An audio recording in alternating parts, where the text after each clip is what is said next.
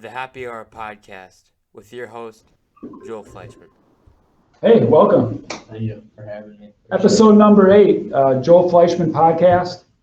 We call this Happy Hour, episode number 8, live and in full. Welcome. Today we have Trent Riekoff, and via phone-in, we have Coach Pittman, athletic director, ed teacher to the Stars in Kewaskum. Hi, Coach Pitt. Hey, Joel. Hey, Trent. Hey, Holden. Hey. Yeah, and then we got our executive producer here listening in. Say what's up there, Overturn, Holden Surway. Hey, how you doing? Good. So he'll be editing that out for us. So this is Holden's first podcast with us. So if it's horrible, it's totally his fault. So welcome, guys. Obviously, we have some connections, right? So just to kind of frame this up a little bit, give you some bios. Coach Pitt, how long did you coach at Kewaskum? Give me a little bio about football coaching. Well, I was head coach for 16 years. I was an assistant coach for, I believe, 3 or 4 years before that. So 20 years in Kewaskum total, I guess. That's awesome. Do you know your overall record? If I remember correctly, we ended up 140-39 over the 16 years. That's crazy, dude. That's crazy. I don't think everybody knows that, do you? I didn't know that, no. I know you're a legend, but that's legend stuff, Coach. I don't know about that. Oh, that's Had good coaches and got the right kids at the right time. That's because you never coached me. That's why. Your record would have been a lot worse. I've heard stories. Where are you at? Tell me a little bit about yourself for those that don't know. Well, I'm going into my senior year of high school.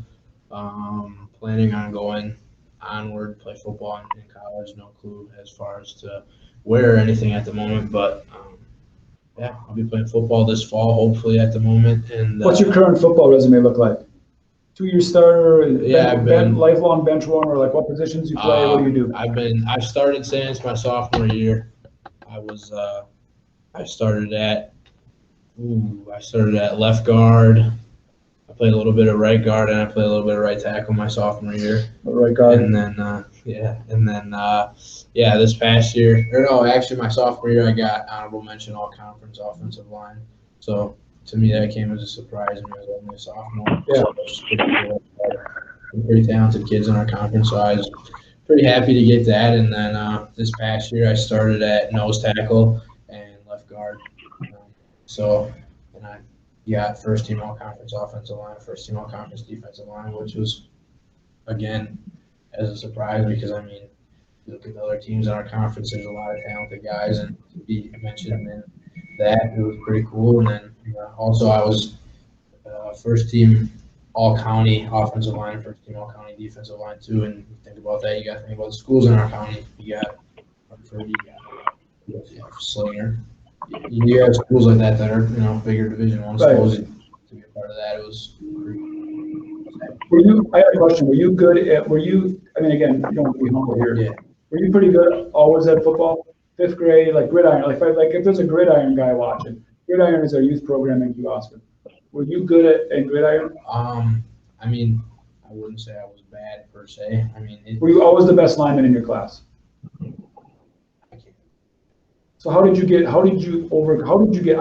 Coach Pitt and I love this stuff. How did you get better?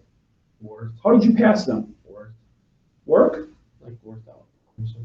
Yeah. So what's workout mean? What does that mean? Like, what do you do? You do push-ups? What does workout mean? Lift weights, lean, squat, deadlift. Like big ugly stuff, big heavy weights. Yeah. Who's been your inspiration in the weight room for Kewaskum? Who's helped you out the most? Be a player, coach? Truthfully, seeing guys like Riley and Tony and guys like that when freshmen. Who are Riley and Tony, for those that don't know? Outstanding players. We're seniors and I was a freshman. So they set the tone. Yeah, Tony Stager and Riley Donovan. That's just name a few. Patrick Creer was there too. Fatone. Name dropping, coach. He's name dropping. Yeah, there's also Yes, he is. guys in there. And then to see them guys putting in work and then realizing that, hey, if I do the same thing, maybe outcome could be the same. That kind of led me to, all right, let's ramp it up a little bit and start, I have no idea. Does Kewaskum have school records for that stuff? I asked in there, quote unquote, there, but I don't know if they're written down anywhere. Coach, where are the records at? Talk to Coach last. Yes. Coach last. Yeah. So I asked him this previous year. I just said, so their records for it anywhere. Because I mean, some schools do have like the record books in there right for whatever. So I'm not. I can't. What are you squatting these days? On my squat, mid 400s. Bench? 315. 315. Do you have any colleges looking at you? I got a couple of token letters, Yeah, I mean, envelopes. and it's, next year this upcoming year was kind of the year when I wanted to advance. So we'll get into the COVID because like you were probably panicking, right? Yeah. Major anxiety about it because like you need exposure, right? Because you're not there yet. No, and you're not in anybody's radar yet. Nobody needs to have you on a program. no, But that's what you want to do. Yeah, and like I said, like I tell everybody, if that doesn't work out, there's always an alternate route to getting to a bigger school. I don't have to be. I feel like if I go to college and prove myself, you never know when an opportunity is going to come along. So, right. So who's Coach Last to you? Like Coach Last is who is Coach Last? Who's Coach Last? He would be my coach, but he's more than that to most of us. I mean, he's a guy you can go and talk to about anything. He's very important to me. Why? How has he impacted your life so far? My dad passed away when I was 5 years old, so I've never had, I've had father figures, but I've never really, anytime I was with my dad when I was little, it wasn't positive. So, I mean, it was positive, but it wasn't always. So, him around, having Mr. Last around, and, going familiar with faith going into high school, and I knew who Pitt was going into high school, and I knew who he was, and I knew really what I was walking into, so football and everything. But once we got into high school more, and that's kind of my story. It was always we bonded since then. And I mean, I think the thing that holds us like as close as we are, we disagree on a lot of things. There's always good conversations, no matter what it is. Like just in general, we always have had our clashes with things, and we. I'm guessing he treats you like a real human, not just as a football player or a student, right? Yes, he worries more about how I am on the field than I am. Right. And for your illustrious record, Coach, how long was Coach Last with you, and what has he meant for you as a program? Well, Coach Last has been a huge part of the program. He's been with me the entire time. He came when Coach Rollinger was the head coach. So he's been a part of the staff my whole time. Consider him my best friend. Trent summed him up well. He's that kind of coach. He's going to be stubborn. He may be bullheaded sometimes, but he also has a heart that is gigantic, and it's a heart of gold. And he cares and loves for these kids, as much as anyone. And he wants them to do things right and be a good person in every aspect of their lives. Awesome, thank you. Is there anything in the weight room you learned besides just I got hunky muscles? That I learned. Yeah, like is there a mental edge to it? Yeah, 100%. I mean, there's days that I don't want to go, and I have to look at my goals and aspirations, and I have to say to myself, you have to go, because not doing something isn't gonna make anything better. My grandpa said to me, it wasn't that long ago, it was probably like a month or two ago. There was one day I was going to this place called Next Level Sports Performance down in Waukesha, and there was one day where I had worked all day, and I got home and I went over to my grandparents because they invited me over for dinner because I said that I canceled my thing to go down there because I didn't feel like it. And he said to me, he's like, even though you're strong and everything, he looked at me and he said, doing things that your competition isn't is only going to make you stronger. And he's like, so I know you don't want to go. He's like, but by you canceling the night, he said it's allowing an opportunity to come in for your opponent. So it's all in your head, right? Yeah. So I say this a lot, and Coach Pitt, you probably know who says this. You're better at that than me. And I can't attribute the person that said it because I don't know. If you only work out on the days like when you feel like it, how better are you going to get? Yeah, that's very true. You'll be as good as how many days a week you have. Yeah. And I mean, you don't have to work out every day.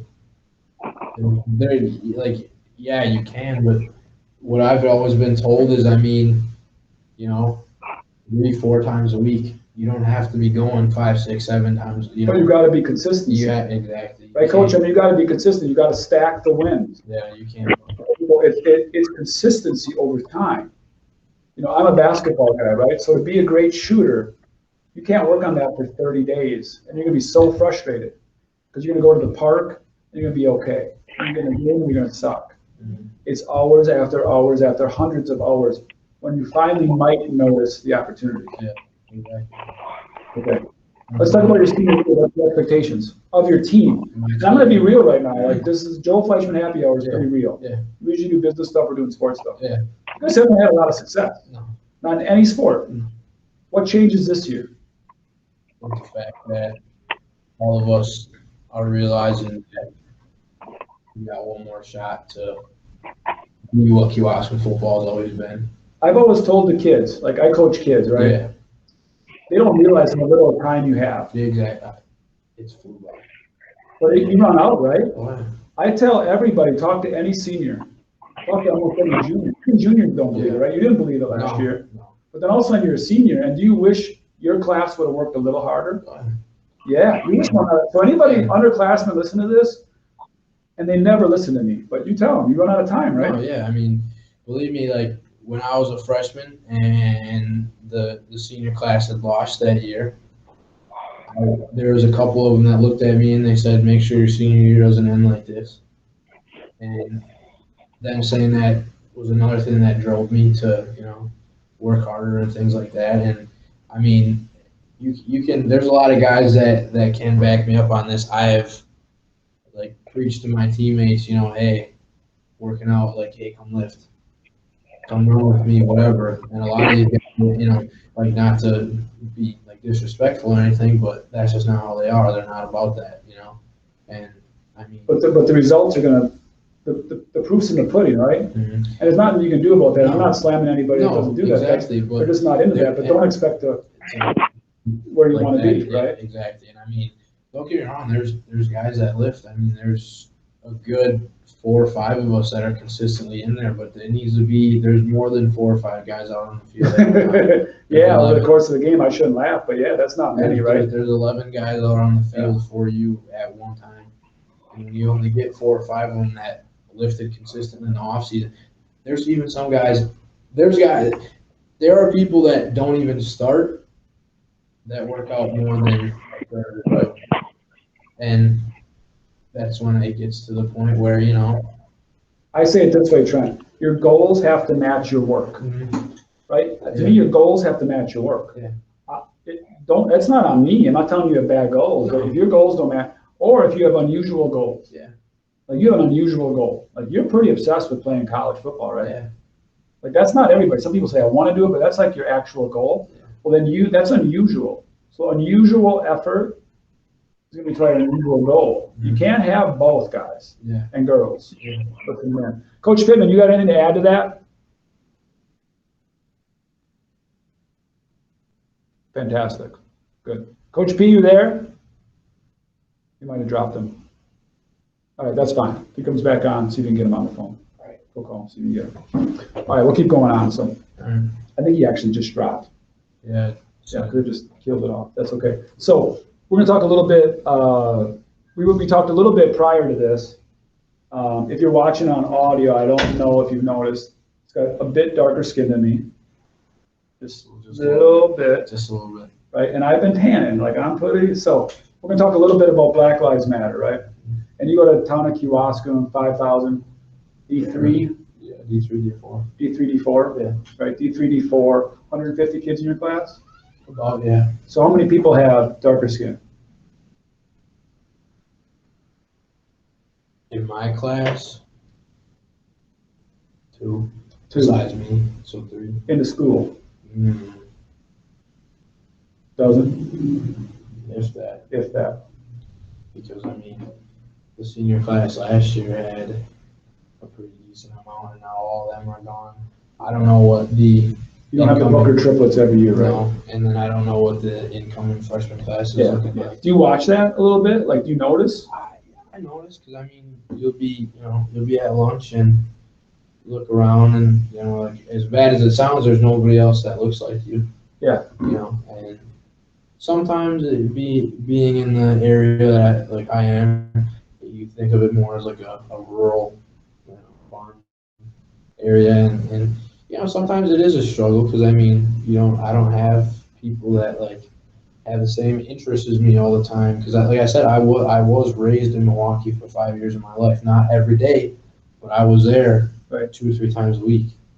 Right. So I was there, and I was I wasn't always around like the best stuff, but that's the reality down there. So and kind of literally. Yeah.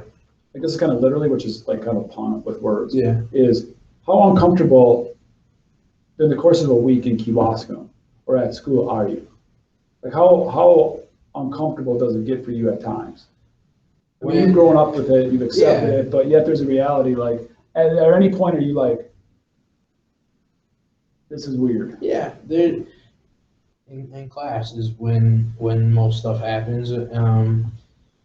When you get on a subject as far as let's say like slavery or like if this Black Lives Matter, obviously it's going to get brought up in class next year. Right. It's going to. There's no way it's not like in a government and law class. It'll get brought up because it's something that is going to, I guarantee you, continue throughout this upcoming school year. It's going to be something that gets brought up, and when something like that gets brought up, most of the time I'm the only Black kid in class, so all eyes turn to me. Good, bad, or indifferent. Yeah, and it's just how can we get away from that? Because that's not comfortable. You can't. It's not normal. The only way it would get away from that is if our school was more diverse. Yeah. Right. If there was more. But what can I do, right? Whatever you want to call me, normal white guy. Yeah. How can I make you more comfortable? Don't stare at me when I question about when we start talking about a black topic, right? You see the eyes, right? Yeah, they wander. If I've sat. This is your question. Yeah, in elementary school, I recall sitting in the back of class. I was in the back row. Yeah. There was not one kid that did not turn around and look at me because we were reading. I can't remember what book it was. We were reading a book though. I remember the cover. I can see the cover in my head. I just can't recall the name.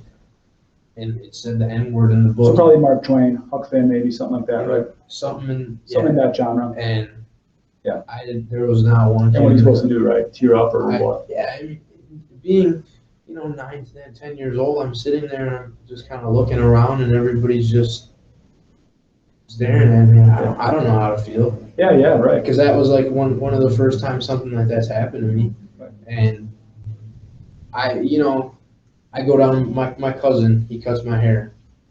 He has a barber shop on Fond du Lac and Keefe, which is not a great area. Yeah. It's not some place where, I have one of my buddies thinks South 33. He doesn't think going. Sam Modeling, probably. No, it's one of John's. Sam, for sure, it's you. I know he's talking about you. Sam was down there the other day. We went to go pick up his uncle. We drove past the barber shop. Oh man, Sam, if you're listening, I know secretly you've never been south or west Bend. No, but he thinks that one of my buddies. He thinks that he doesn't want to go down there. That's a real thing. Yeah. My grandparents. No. Yeah, south of Jackson for me was Milwaukee. Yeah, my grandpa has. Is it just all Milwaukee? Yeah, my grandpa has to go to the VA, which is not really even a bad area. Yeah. My grandma does not like going at all, right? Because as bad as it sounds, I mean, she sees people with color, and she, is it back? All right. Well, welcome back, Coach Pitt. Welcome back, Coach Pitt. Oh, there he is. Yes. All right, great. How are we doing on time? It's 4 o'clock. 4 o'clock. Hey, Coach, how you doing? 30 minutes. Sorry about that. I had a call come in and I hit something wrong on my phone, trying to decline it, and it's even better. We can see you in person now. Wonderful. Absolutely great. Welcome back. So we are just talking about Black Lives Matter a little bit, and Trent growing up in Kewaskum, being a dozen guys with darker skin. As I explained, we don't look exactly like. Really? So kind of started with that. We were just kind of leaving it at that. So we'll kind of keep moving forward with that. So we talked a little bit about grade school and, that some stuff will come up about slavery and, all eyes on him. So then we talked a little bit how we can help, and I don't think we really bridged that subject, but we talked a little bit before, and you said you were going to give your opinion. Straight Black Lives Matter, right? So that's like, I'll tell my opinion first. Yeah. This is where I'm at, right? So I like Black Lives Matter. I went to Oshkosh. I was from Kewaskum, right? I'm not sure we had anybody diverse at all. So I went to Oshkosh, and I was the same way. And that's not that far. It's 45 minutes. And I had guys that I was friends with, learned to be friends with, and looking back, yeah, things were not great. People treated them different, right? I saw people lock their doors. I was at house parties where people would say, sorry, bro, we don't have any cups left, right, for a party. And they walk away and they're like, oh, them guys are just too rowdy. It's like, them guys. Like, I ball with these guys. Like, I play a lot of basketball. Yeah. Right? So they were like, man, we talked about this before, but man, you're funny. This black guy, no. Like, they're saying as a compliment, right? Yeah, that's not cool. No, you don't but I wasn't even self-aware at that age. Yeah. And this is 25 years ago, right? Like, I'm old dude. But like, that's not great. So that's what it means to me is like, just drop it all. Like rise up. Like, just literally own all of that. And it's not Black Lives Don't Matter, but to me, or all humans matter. It's calling to the fact that every day when you get your hair cut, people are dying. Exactly. And they're self-policing. And it's horrible. Yeah. But no one really notices that, right?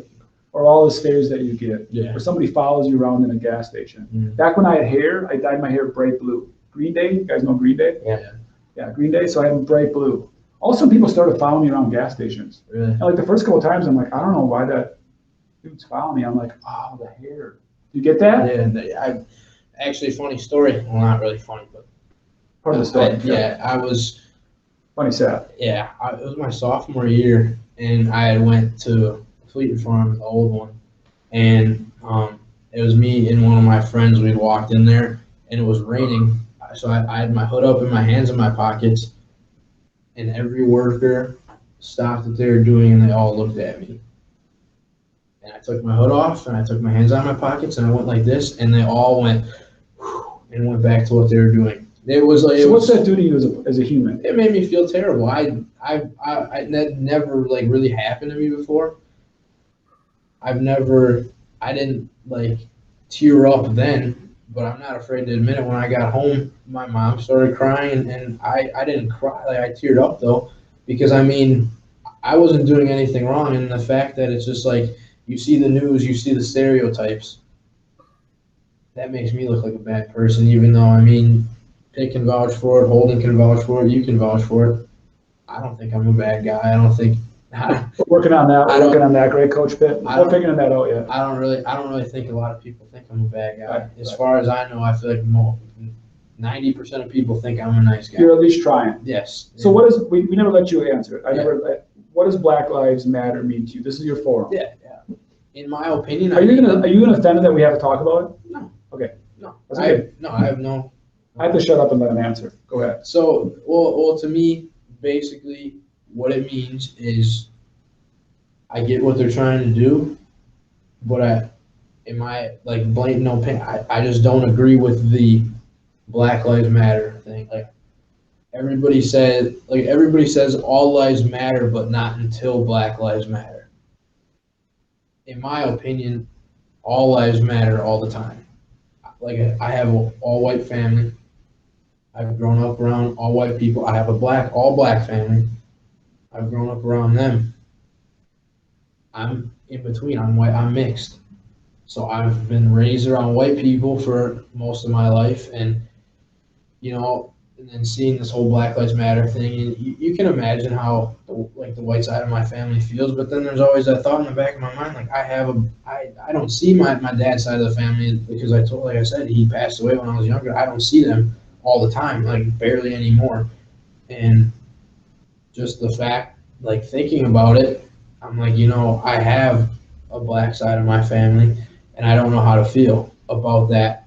But as this went on, I look at it and I'm like, I feel like all lives matter. I feel like you know, the whole thing that happened with the whole George Floyd thing. The kneeling on the neck shouldn't have been going on, especially for, you know, however long. And even people that disagree, like that don't agree with the whole Black Lives Matter thing, kind of like how I feel. I have not heard one person disagree with the kneeling on the neck was bad. Oh, I mean, you see that video, and you're like, oh, come on. Yeah, I mean, that's like obvious, but right? then they actually released the body cam from the before what happened, and he asked to get laid on the ground. He blatantly said, "I'll lay on the ground." So they dragged. He didn't want to sit down in the car. He didn't want to get out of his car to begin with. So I mean, when you see something like that, You didn't have it coming, but you got to be respectful. but you have to respect law enforcement. You know. So are you saying, if it was you, like you had the platform, you were the president, we were literally going to hit millions of people on this pod Mhm. to help you a little bit. Are you saying you just wish it didn't have to be a thing at all? Yeah. Because in your life, it's not a thing. No, it's A lot of days, like it is sometimes, but a lot of days, it's not every day that you look at your skin and be like, man, I wish, Yeah. right? Or I wish I wasn't, or I wish I was, or you act differently, Yeah. right? Is that what you're saying? Yeah, like to me, you know, when I go down to Milwaukee, you know, I don't act any different. People can tell I'm not from there. I don't try to, act like I'm not who I'm not. You got a nice Kewaskum accent Yeah, at this point. I'm not trying to talk. I'm not trying to talk like I'm somebody else, And I mean, I still fit in down there though. But the thing is for me, I look at, I don't look at skin color, background. I look at their heart and I see, hey, how is this person as a person? I don't look at, like how, they're black. I don't want to talk to them. Or, oh, they're white. I don't want to talk to them. They're Hispanic. No, I don't want to talk to them. If you're cool, if you're a cool guy, cool girl, whatever to hang out with, to talk to, just overall a nice person, we're friends. I consider you to be a friend of mine. And I don't love colorblind because I still think there's obstacles we have to do with society. Mm-hmm. I hope in 100 years we're colorblind. And again, maybe everyone's just going to be all mixed up like it's supposed to be anyway, right? Mm-hmm. But until then, I don't think you can be colorblind, but I like colorless, right? Yeah. Because there's a reality to it because of the stereotypes and the older generations and all that. But yeah, I think exactly. Let's ask Coach P. What's your opinion on Black Lives Matter? Where's your brain at? That's one of those things. It's hard to wrap your head around, I think, unless you've been one of the marginalized communities. I look at, a kid like Trent is an outstanding role model. I look back at, other African-American students we've had here at school. I mean, Brandon Thal comes to mind. I'm sure you're going to talk about him in a little bit. Again, just an outstanding role model. But again, I like the fact you mentioned the colorblind thing, Joel, because we can't be colorblind. I'm sorry. I mean, Trenton has darker skin than you do, than I do. It's a fact. I can't unsee that, but that's not going to change how I treat him. I'm going to treat him just like I do any other high school kid. If he goes against the grain of what I'm supposed to be doing or supporting and so forth, he's going to hear about it. Just as if it was your son, Joel. It doesn't matter when it comes to that. So, like I said, I think the colorblind thing is kind of a cop-out for people that they don't see color. That's wrong. I see color. You know what? And whether we like it or not, everyone has prejudices, and everybody has, those feelings that they have. I mean, I grew up with some relatives. I won't say where they're from in the United States, but it was much more common for them to use the N-word occasionally. It drove me nuts because my parents raised me that was never said, never ever said. So when you'd hear it, your skin would crawl, your hair on your neck would stand up, But then I also look at generational things. I remember hearing my grandmother one time when I was watching a football game, and they interviewed, I don't even remember who the player was. This was back in the 80s probably. Interviewed an African-American player after the ball game, and her comment was, well, that darky sure spoke good. Well, we would never use that term today, but I also realize she was in a different time period. She was born in the, I want to say like 1917. So it's a different era, and it's a matter of growing and getting better as we get older, as we know more, as we understand people. The phrase Black Lives Matter, I think, like Trenton mentioned, I think can be polarizing, because then people are saying, well, then my life doesn't matter. And I don't think that is the case at all. I think it's a matter of, we're trying to bring emphasis to the fact that, there are systemic things in our country, whether it be against, gay, lesbian, bisexual, transitioning, etc. Whether it be racial, whether it be ethnic.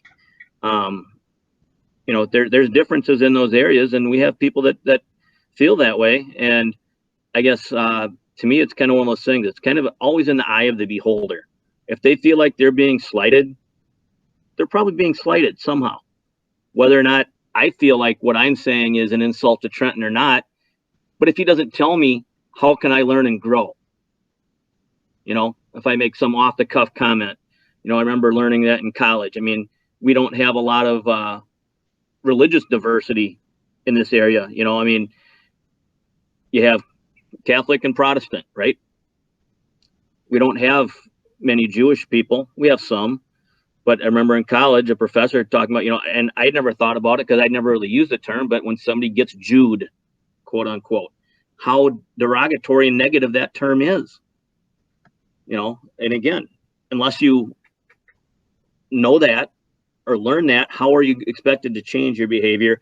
And to me, that's the biggest thing with the Black Lives Matter thing is, we've got to listen and listen to everyone and learn from everyone, so we can be better people tomorrow than we were yesterday. Well, that's great. That's great. I mean, we take that to different things, right? Mm-hmm. You have cognitive disabled kids in school, right? You got learning disabled kids in school. You got short kids in school, fat kids in school, hair like Holden over here with a lot of hair. You got bald guys, right? But you gotta learn. I mean, you said it, Trent. Like, you gotta learn their heart. You gotta learn who they are as a human. You just gotta chill out. So we're gonna be short on Brandon. I think we explored this topic a lot already. But we should say Brandon Thull, because he put a big influence on a lot of kids with his big YouTube videos and his big highlight reel runs, right? He was a good guy, is a good guy. Brandon's a great guy. Probably unknown podcast. I don't know where to send him. Where do you send him for that podcast? Coach Pitt, do you know? I just Googled it, Brandon Thull podcast. That comes up. Okay, great. Yeah, that's where I went. Maybe Holden put a link out on this. Right. On this, maybe you can put something upstairs. So take some notes on that, Holden. All right. We'll return here, put a note on there. But he had a great podcast and what it meant, and I appreciate you speaking about. Sure. He had a great, some great points about living in Kewaskum. Mm-hmm. And what that meant to him. And what was your takeaway from that, Coach Pitt? I mean, he had a hard moment in high school on the football team. Yeah, and I honestly, listening to that brought me to tears. Do you mind referencing it for those that haven't listened? Well, and I don't remember the exact incident, but and Trenton, I hate to use the stereotype, but Trenton kind of fits this as well. A lot of our minority students in Kewaskum have been part of white families. Brandon and his some of his siblings were adopted by the Thull family. Long time community members, a lot of kids. The Booker family, same thing. So it's a different dynamic to Big some Diesel, degree because what? Big Diesel, gotta give a little shout out to Diesel. Exactly, yeah, Diesel, same thing. So it's a different dynamic than maybe some other kids have had, but I guess you don't think about that. People who've been around these kids for as long as they have would say or do something mean-spirited to them. Maybe if they're someplace else or somebody doesn't know them, but when those things happen, I mean, I wish I had known about it at the time. I mean, it brought me tears to know that something like that possibly happened on my watch. I mean, Trenton knows I'm not afraid of using the word love when I talk about, especially about the kids I've coached. I mean, I had the pleasure of coaching Trenton. I love him. I love those kids. I had a few guys over to help me with some work at the house a last couple of weeks, Tony Stager and the Almazi brothers. I love those boys. I love BT. I feel like they're an extended part of my family, and so when they hurt, I hurt, and to know that happened possibly on my watch, just it kicked me right in the gut. And again, there's been a lot of challenges in life. I mean, Trenton's no different. I don't know what else to say about it. And it really, I think, it can open people's eyes to what we have here in Kewaskum. I mean, don't get me wrong. It's a great place to live. I've been here over 20 years. I'm happy to raise my children here. But we also have room to improve. Everyone does. Anytime we think we're good, we get complacent. And I've seen that as a coach. When I've gotten complacent, we struggle. And I've got to always keep changing and keep growing. I'll shut up now. No, you're doing fine. We're just low on batteries. You're good. No, thank you. I mean, I think you hit on that a little bit, was get educated, right? Understand, do your own research, dive into it. Don't think you already know, or don't think what you know is all of the story. There's always things you can learn.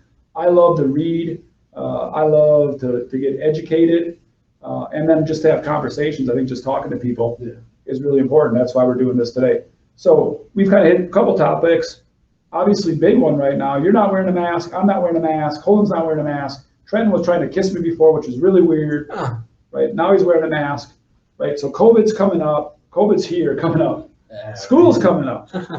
Trent's a senior. Almost had football canceled on him. That's like his thing where he gets geeked out. So where's your mind at right today on COVID? Like you're 17 or 18? 17-year-old dude starting your senior year. Where's your mind at today? As far as like just COVID or just COVID right now? Like right now you're like, I got school coming up, I got football, I gotta wear a mask at Fleet Farm when I buy fishing lures with Sam. Yeah. What's going on? I guess basically as far as like the whole COVID thing, I was talking to my uncle before, my Uncle Paul, and we both said when school got shut down in March, I was in Arizona when I found out school got shut down actually. I wasn't even here, so I didn't get to experience the whole, I'm here and school's gonna get shut down, not knowing that was not gonna, I didn't know that was gonna be my last day of school when I left. Of course. And finding out, if you would tell me now or back then that we would still be questioning, what's gonna happen with school this year, what's gonna happen with sports, I'd tell you you're crazy. Because it's been what seems like forever that this has been going on. I wouldn't, if you would tell me back then that, you're gonna, your senior year is gonna be in question, your senior year of football is gonna be in question, college is gonna be in question just because you don't know what's gonna happen with your senior year of football, I'd be like, okay, whatever. So there's like some moral code that you cannot be excited for school, right? Even as a kindergarten, it's impossible to be excited for school. But you're lying to me if you're not excited for school, right? I'm 100. I've told everybody. All of us have said that. We're all excited to go back to school. I'm really excited.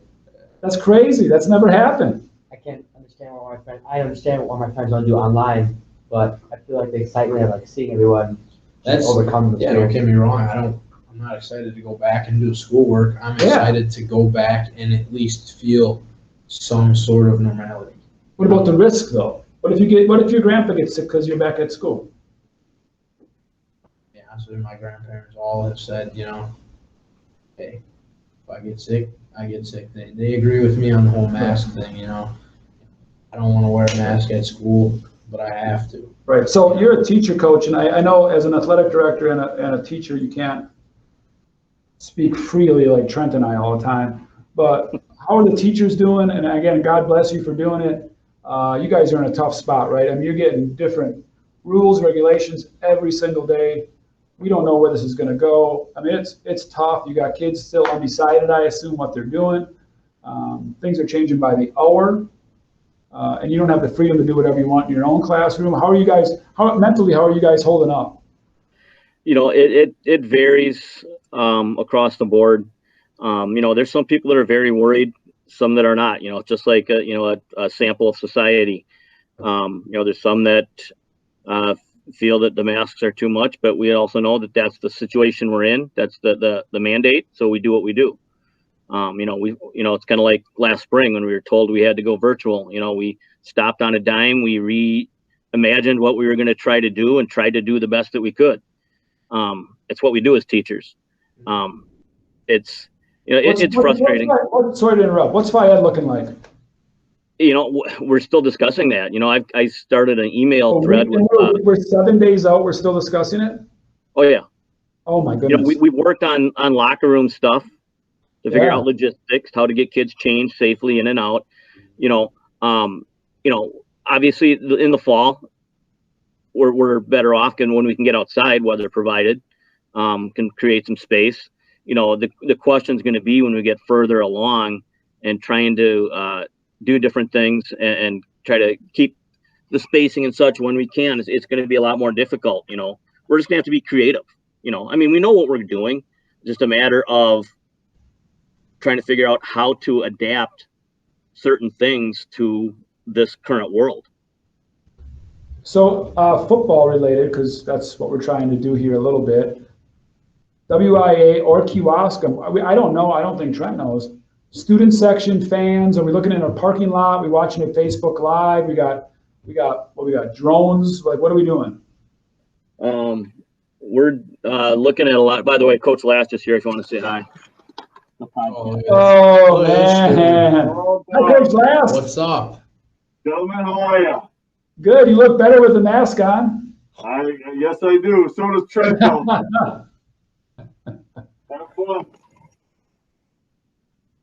Actually, that was a discussion of a meeting we had just recently to try to figure out where we're going with that.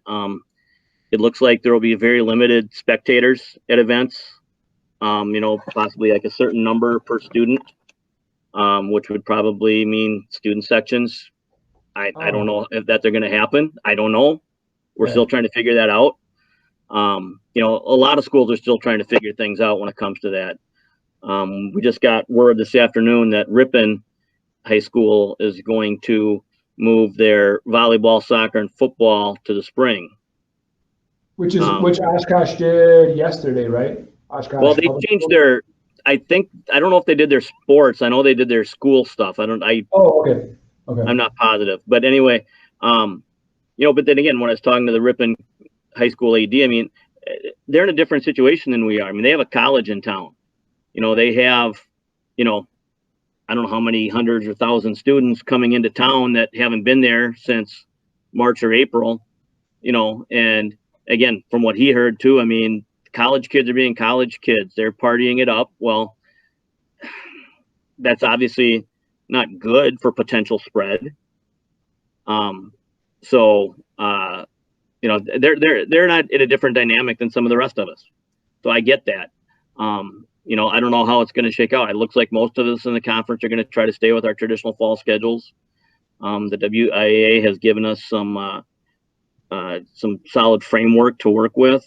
Who's going to in Kewaskum? Who's going to decide the fans? Is that you as the athletic director? Is it the school board? Is it the administration?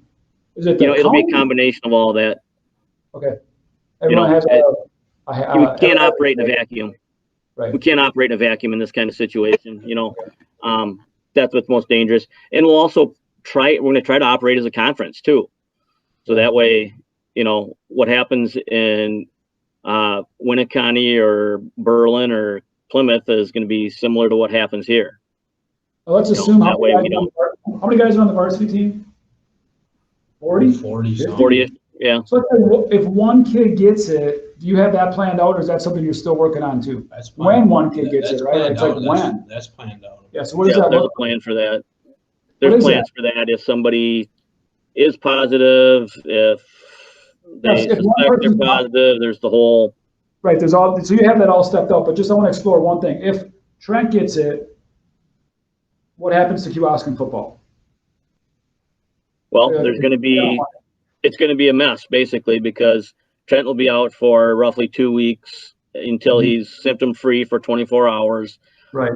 And those that were closest to him will have to quarantine and get tested. Right, and tests are taking 3 to 5, 7 days, right? Something like that. I don't know exactly what the timeline is now. So yeah, I mean, you could lose your whole offensive line, right? Could, but that's where I mean, again, we've got the opportunity to, their term is, kind of goes old school a little bit, press the pause button and then restart, if that's the case. Because we understand, that's probably going to happen, but you look at, granted, it's a different situation with the summer sport and the dynamics, but Iowa had high school baseball and softball all summer. I don't remember the exact numbers, but of the schools that started, like 94% of them finished the season or something like that. We'll take that, Coach. We'll take that. Right. But then again, I mean, baseball and softball it's a different beast, just, naturally, human spread. They had some good protocols in place to help with it. Being in the summer helps too. You don't have, like our situation of our school, 600 kids in a school building. So I mean, it's not like the kids were at school all day and then going to play ball. But it was, again, still though, a very positive report on that aspect. I mean, a little positive news, right? So Drexel, where I work, we have inside every day, we have 2 factories, about 100 people work at each one. One runs 3 shifts and they build trusses, so they're on top of each other. Yeah. So that's real world. We have, in those factories, we've had 1 case since March. That's a long time, right? So again, I hopefully there's some good positives. No one knows, of course. We're going to move on from that subject, though, right? Because I think we're all sick of that. Yes, we have about 5 minutes left, so we're going to have 2 subjects left. You get the last word, Coach. But one subject I just want to explore quickly: Milwaukee Bucks got trounced yesterday by the Magic. Now, by the time we post this, it's going to be Friday. They play tonight.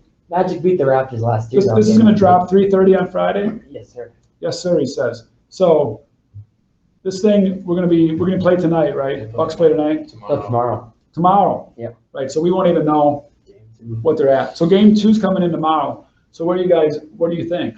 Well, me and him were talking before, and he mentioned how last year the Magic beat the Raptors in game 1. Right. But you have to look at it. The Bucks have been playing like garbage. Bubble garbage. Ever since they played good in the preseason, whatever, the scrimmages. They played good in those.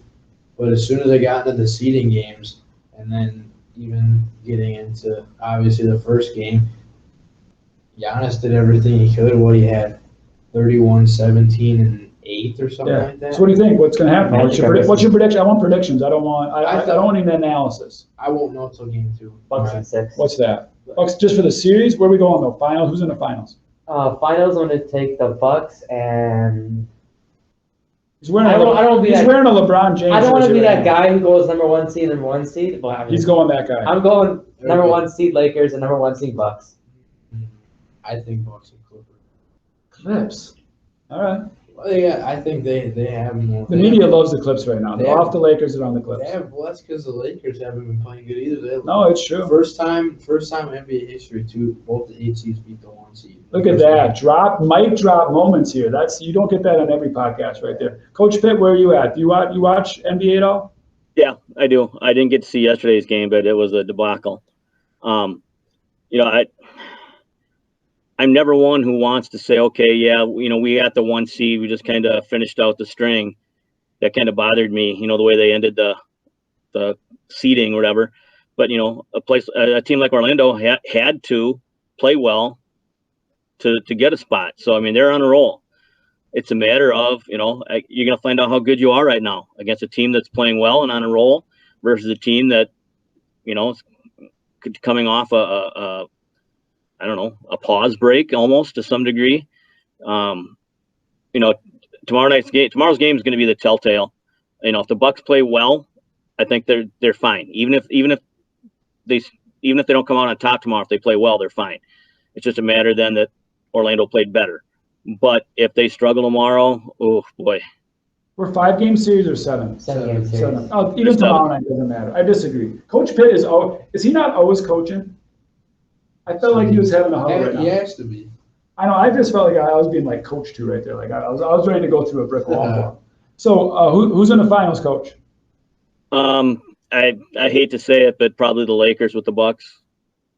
He 1-1. So Man. that's what most people think, but I think it's going to be bubble. I think we're going like hockey. I don't think you can beat playoff Brock this year. You know, you guys don't even know this, right? So 5th grade, I do a book report on Kareem Abdul-Jabbar. How do you know? Love Kareem, because it's Lou Alcindor, the man, the GOAT. So I've always been a Laker fan. Magic Johnson, Kurt Showtime. Randall. And then I love Shaq. He went to Orlando. Then he gets traded to L.A. Dream sequence. Not a huge Kobe guy. Love Kobe. Please, Kobe. Love Kobe. But not a huge Kobe guy because you had to pick Kobe Shaq. And I had to beat my Shaq. So Kobe lost a little luster. Now he passed away. Looking back, great dude. Always a Laker dude, but of course I got my Bucks, right? So I'm a local homie. So actually I told my kids, Jackson and Marcus, the boys, if the Lakers and Bucks went to the finals, I was going to fly them to LA for a game. Really? We're talking like 50 grand. Yeah. I was praying that wasn't going to happen. Now we got bubble, so it could happen.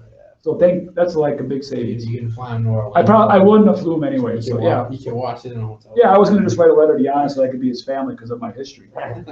But I'm gonna go a little off. I think one team's gonna get in. There's gonna be one. It's gonna go a little like hockey, and it's gonna be like the Pacers or the Mavs. I won't put out a name there. I'm not gonna go that bold.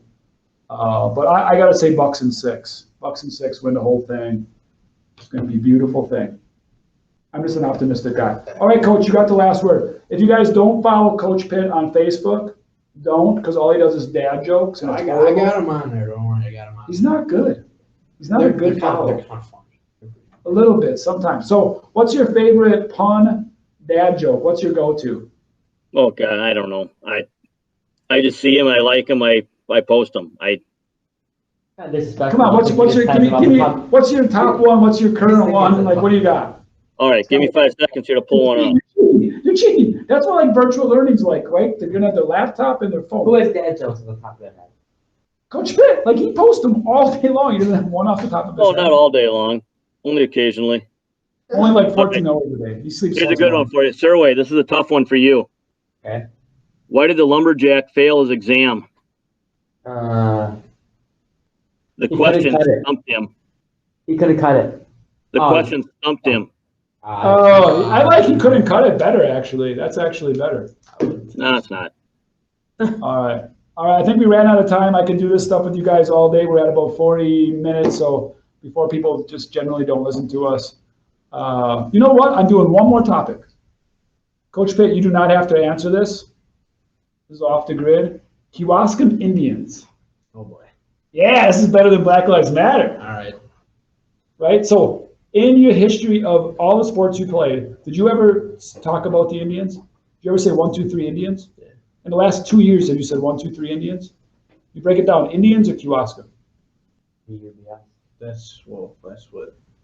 What do you break down? That UBS. Coach Tenney said that's what the new thing is BUBS. That's what he's brought in. That's his thing. Yeah, but Right, so we always say Indians. You always said Indians. Yeah. Okay, but where are you at? Where just as the guy that goes to Kewaskum? Yeah. Your opinion. This is not racial. This isn't anything. This is where you I at. should say the same. There's no reason to change it. In your opinion, no reason to change it. Yeah. But you look at the town, Chief Kewaskum. They'd have to change the name of the town then. But there's places called Jefferson. There's places called Kewaskum. I get that, but I mean, thing is, it's like our town revolves around Native American history. It's named. But after- we just talked about if somebody's offended, we should be respectful of that and understand their disrespect. I don't know how many. Do you know, like Pitt? Do you know how many people like in town are offended by it? Because like even most parents I've talked to, Not in town. Native Americans Just have in come general. out globally, right? Like they Yeah. have letters, they have statements, they have videos. And again, this isn't like randomly. Yeah. They said they would prefer mascots' names to be changed.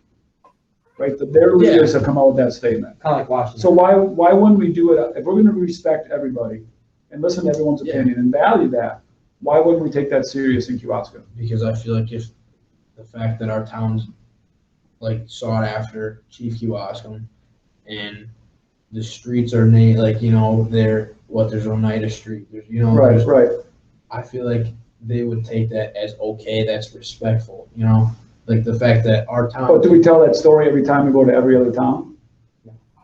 So we're really just the Indians. Yeah. So they're gonna be offended by that. The thing is, Like, we go to state for football. Yeah. Right? Is that gonna be a controversy? Potentially. It could be. It could be. Is that a problem? Yeah, but at the same time, what's somebody gonna do before the game starts? If they're, But then why wouldn't we be proactive as a community and possibly change the name? that's up to the people. That's not, I can't even really answer that because like I said, I feel like we should just keep it the same. You're good on that. Yeah. Coach, we're not gonna get your opinion. This thing's too lightning rod topic. Yeah, I think we should Thank you. change it. I'm putting it out there right now on my pod. I think we should change it. If you don't want to talk, Coach, that's just fine. That's fine. That's fine. We'll leave it at that, right?